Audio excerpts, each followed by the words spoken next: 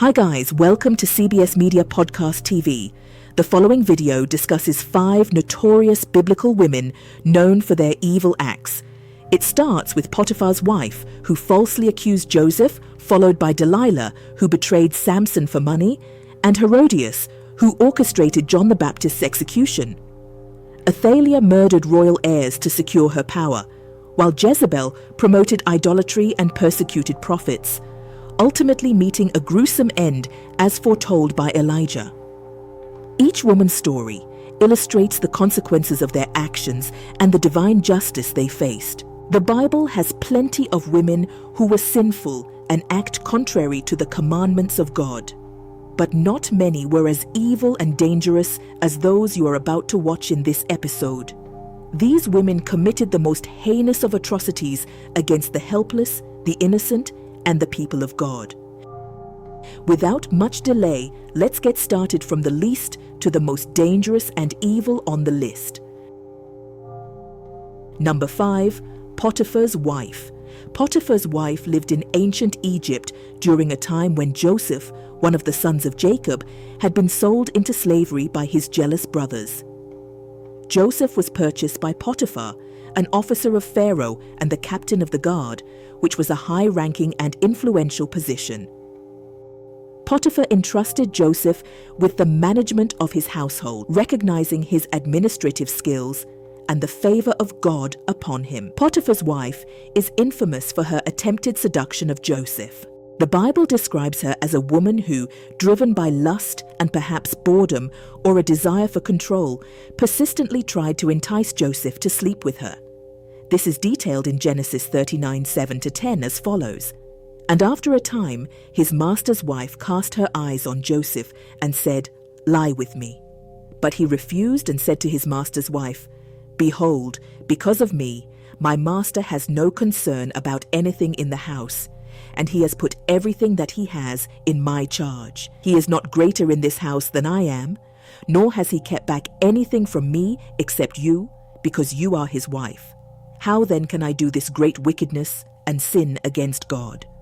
And as she spoke to Joseph day after day, he would not listen to her, to lie beside her.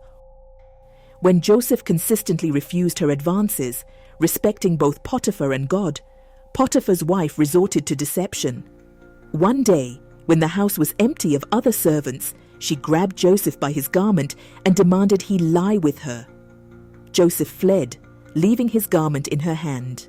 In her anger and humiliation, she falsely accused Joseph of attempting to sexually assault her, using the garment as supposed evidence of his guilt. Genesis 39, verses 11-18. Joseph was the primary victim of Potiphar's wife's deceit. Her false accusation led Potiphar to imprison Joseph despite his innocence. Genesis 39, verse 19-20.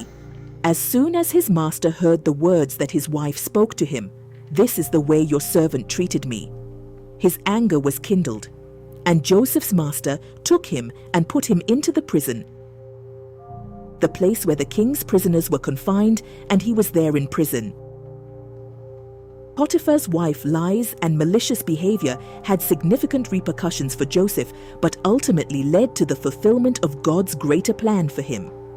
While in prison, God continued to be with Joseph, granting him favor in the eyes of the prison warden. Joseph's administrative abilities and integrity led to his rise within the prison ranks. Genesis 39, verse 21-23.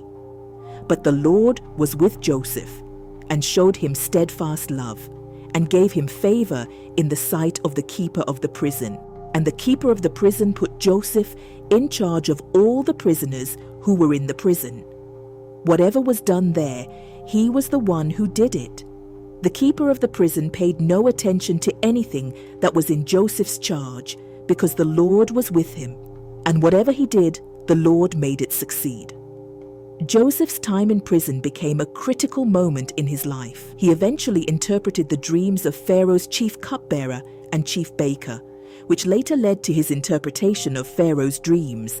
This resulted in his rise to power as the second most powerful man in Egypt, overseeing the land's preparations for the coming famine.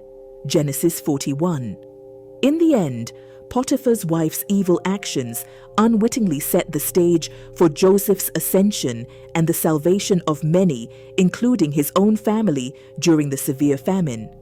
Thus, while she faced no direct punishment that we know of, the divine plan prevailed, demonstrating that God can turn even the most malicious intentions into opportunities for his purpose and glory. Unfortunately, Potiphar's wife's legacy of false sexual assault allegations continues until this day.